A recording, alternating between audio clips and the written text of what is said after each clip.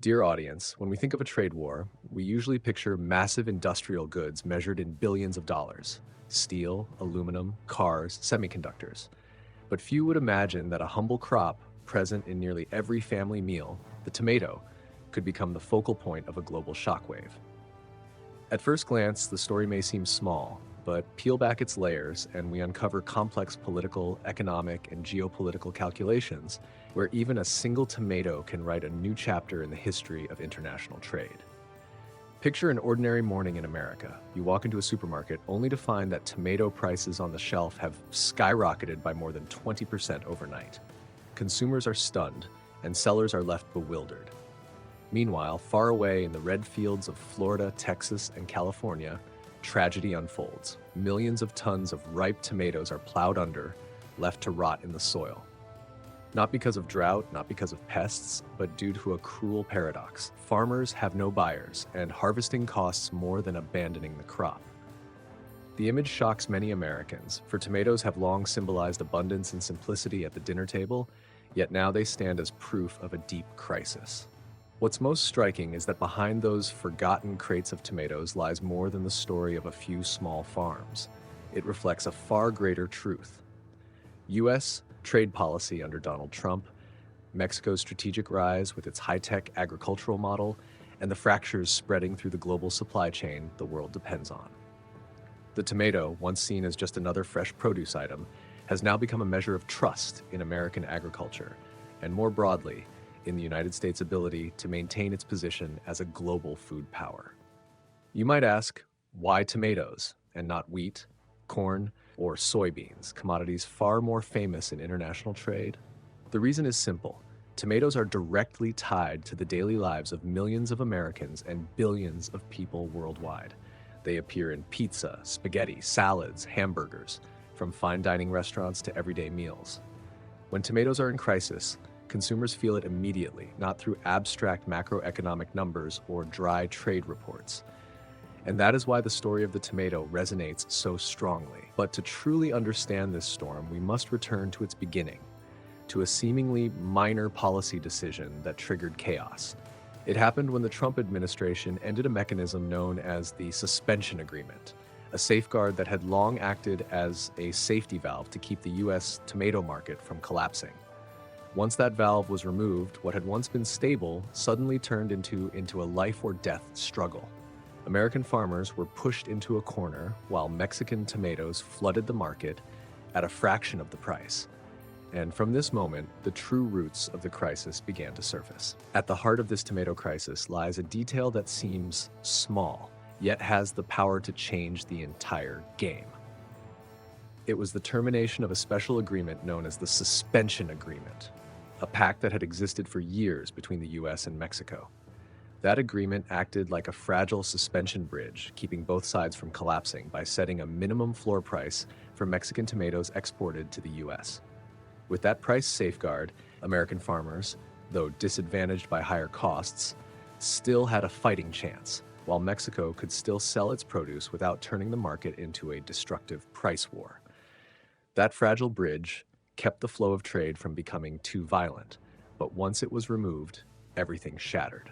The Trump administration justified the decision as a move toward a freer market, but in reality, it flung the doors wide open for Mexican tomatoes to flood into the U.S. at prices far lower than domestic crops. At first, consumers were delighted. Supermarkets overflowed with cheap tomatoes, and everyone felt as if they were benefiting. But that joy was short-lived, because behind it lay the tragedy of American farmers. They could no longer sell their crops at prices high enough to cover costs. Fields that once glowed red during harvest season became graveyards where millions of tons of tomatoes were left to rot. Farmers bitterly watched the fruits of an entire season's labor vanish, all because a single line in a policy document had been erased.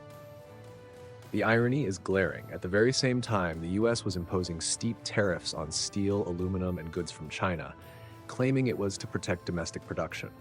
Yet when it came to tomatoes, a crop directly tied to the livelihoods of millions, the protection was removed. People began to ask, why was the government willing to make that trade-off? The answer lies on the global trade chessboard, where agricultural goods are often treated as pawns. sacrificed to secure bigger moves in strategic industries. While cars, semiconductors, and energy are seen as symbols of power, tomatoes, lettuce, and strawberries are dismissed as minor details that can be brushed aside. That very dismissal has eroded the stability of American agriculture. When the suspension bridge was torn down, the consequences didn't stop at U.S. borders. International importers who constantly keep a close eye on Washington grew uneasy. They saw an unreliable partner, one that today protects, tomorrow lifts safeguards, and the next day throws up tariffs.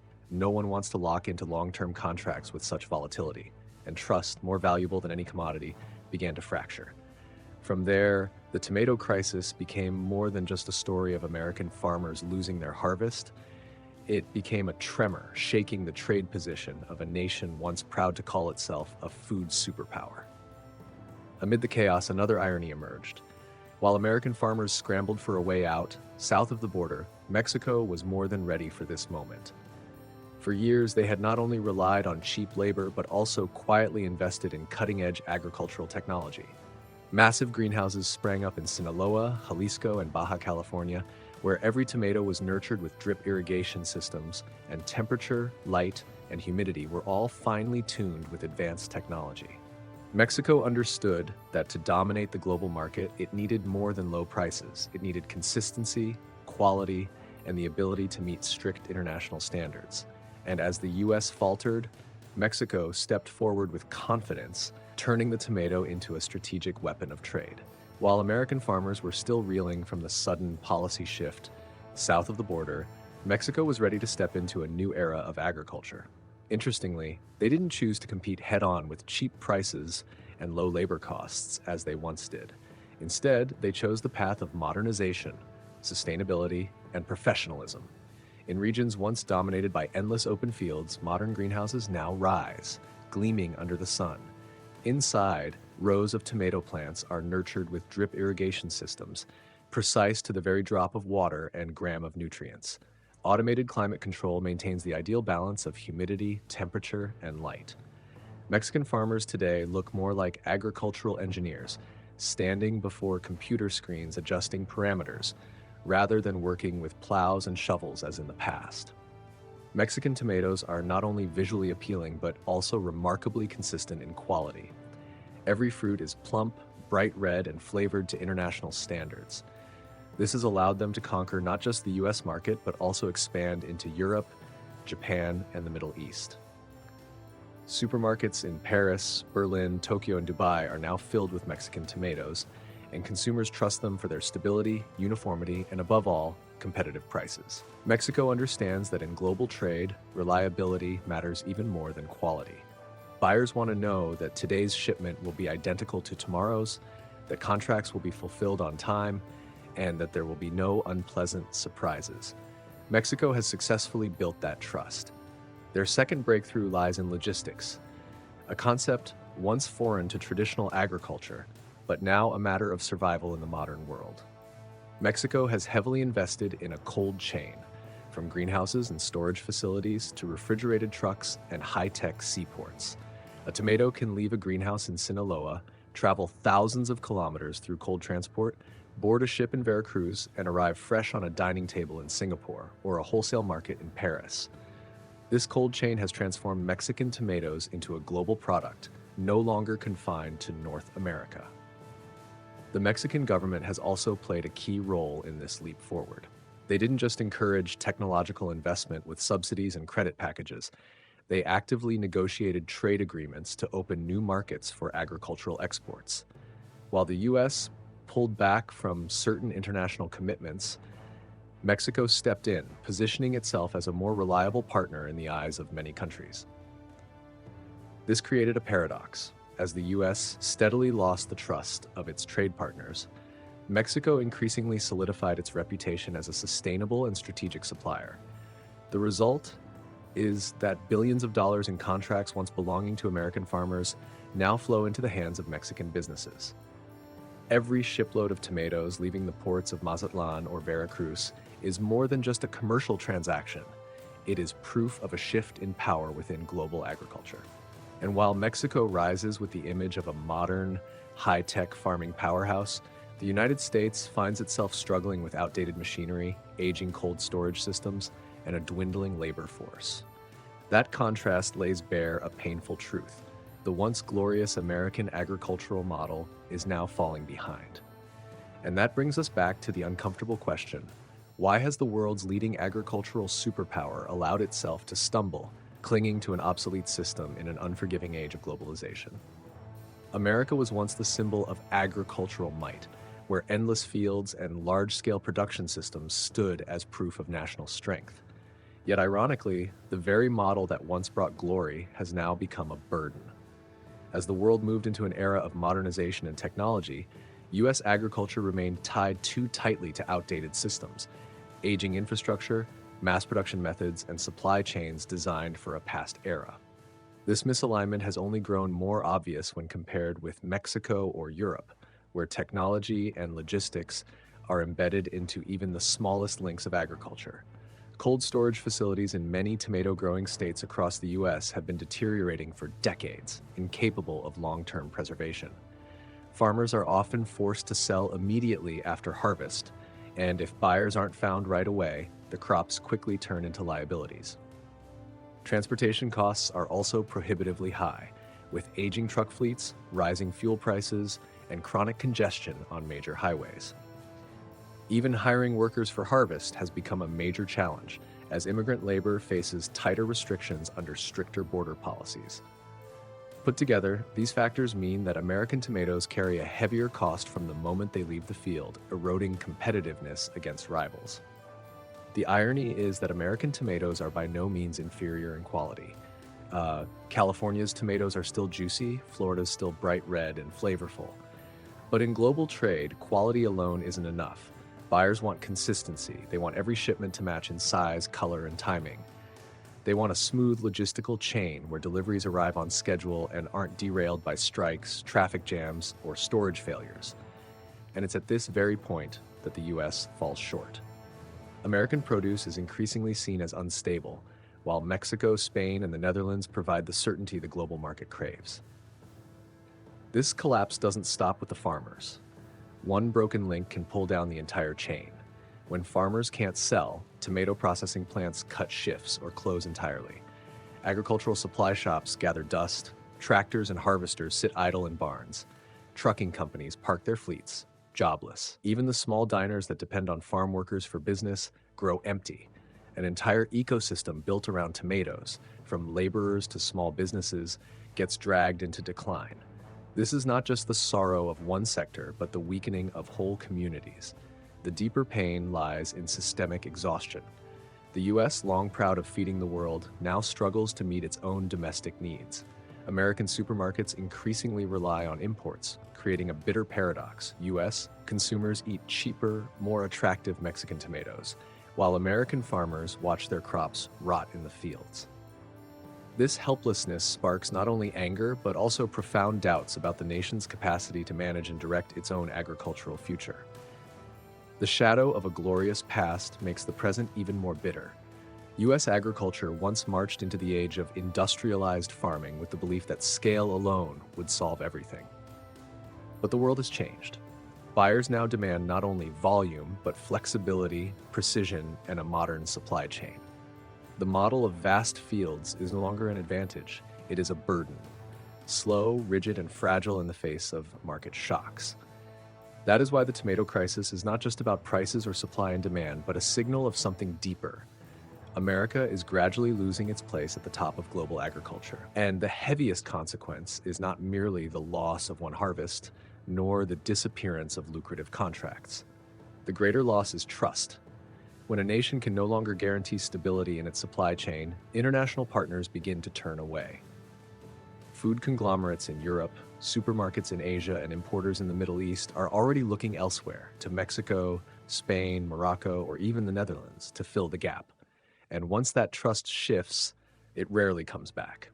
This is no longer just a battle over one crop, it has become a struggle over international trust and the geopolitical balance of power in the global food system. The most dangerous part of the tomato crisis is not the loss of a single harvest or the suffering of a group of farmers, it is the collapse of trust. In international trade, Trust is an invisible asset, yet it carries more weight than any contract. When European supermarkets, Asian distributors, or Middle Eastern food conglomerates sign long-term agreements, they are not just buying tomatoes or any other crop, they are buying stability. They want certainty that every month, every quarter, every year, containers will arrive on schedule with uniform quality, free from sudden political or policy disruptions. And at this point, America can no longer guarantee that certainty. International partners are gradually turning to Mexico, Spain, Morocco, or the Netherlands, nations that know how to maintain both stability and flexibility. Mexico today is not just a tomato supplier, it has become a symbol of reliability in agricultural trade. Spain, with its Mediterranean advantage, Morocco with its competitive costs, and the Netherlands with the world's most advanced greenhouse technology, are all stepping into the void America left behind. Once that trust is built, it does not easily shift back, because global partners know Washington's unpredictability could strike again at any moment. Behind this shift lies a geopolitical effect that cannot be ignored. In the past, U.S. agriculture, from corn, soybeans, and wheat to beef, was not only an economic asset but also a tool of diplomacy. Supplying the world with affordable food once helped Washington expand soft power and strengthen its negotiating position internationally. But as America's supply chain wavers and as other nations rise as the new providers, that balance of soft power begins to tilt.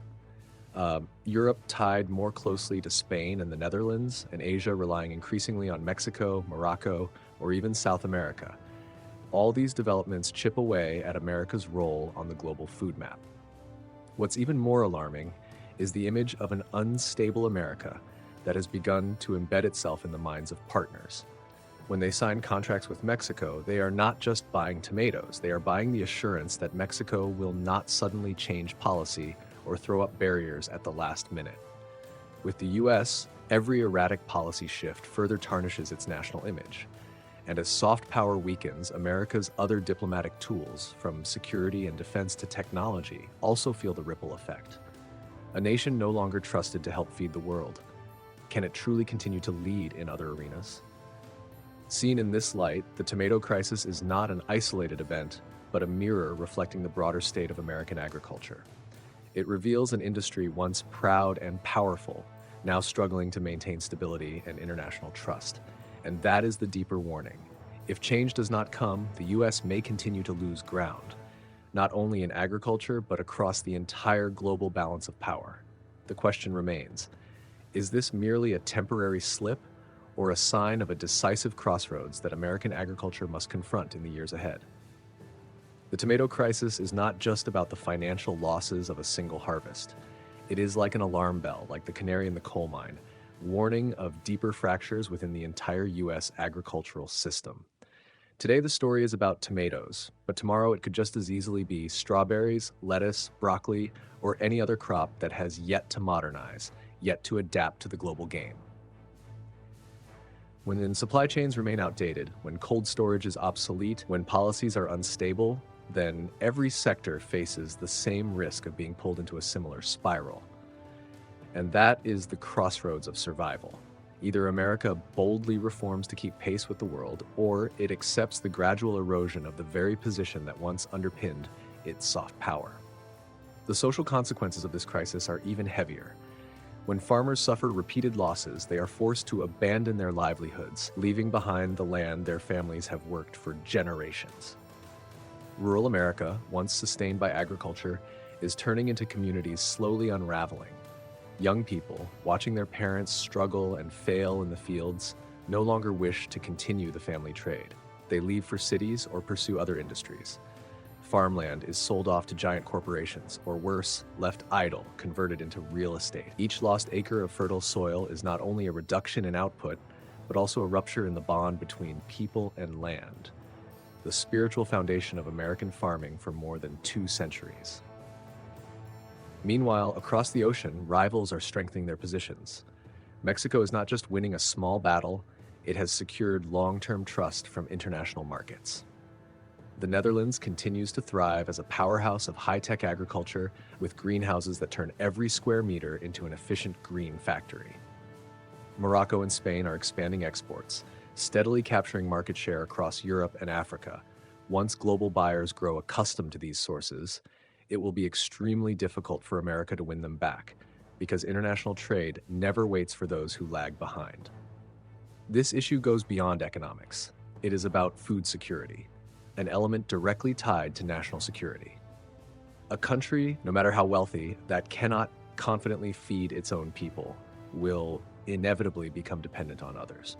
And in today's world of instability and competition, that dependence is a deadly weakness.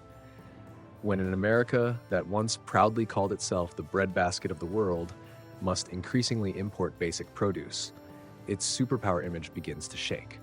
Nations that once relied on U.S. supplies are now finding alternatives, and with that shift, Washington's diplomatic weight in agriculture is fading. The tomato crisis, then, is not merely the story of one crop. It exposes the larger truth that American agriculture stands at a decisive turning point. If the old system continues, resting on past glory, collapse will spread to other sectors, dragging down the livelihoods of millions of families. But if the U.S. dares to change, to invest in greenhouses, cold chains, automation, and stable policies, this crisis could become an opportunity for rebirth.